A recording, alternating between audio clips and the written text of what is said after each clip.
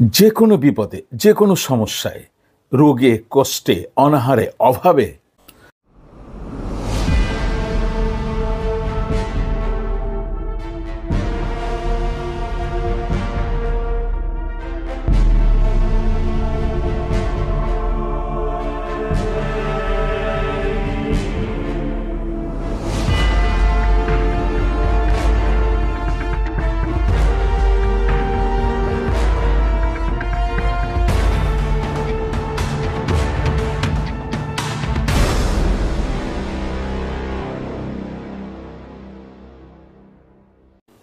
মহান আল্লাহর নিকট নামাজের পরে সবচেয়ে বড় ইবাদত হচ্ছে ধৈর্য ধারণ, সবর।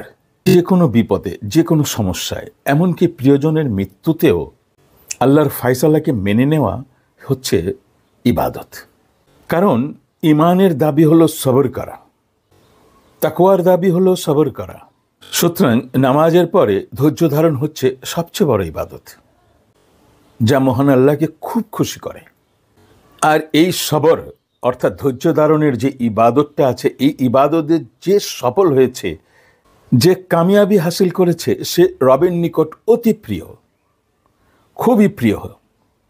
মহান আল্লাহ তার পবিত্র কিতাব কুরআনুল মজিদে বলেছেন, হে মুমিনগণ, তোমরা ধৈর্য এবং সালাতের মাধ্যমে সাহায্য চাও, নিশ্চয়ই আল্লাহ ধৈর্যশীলদের সাথে আছেন।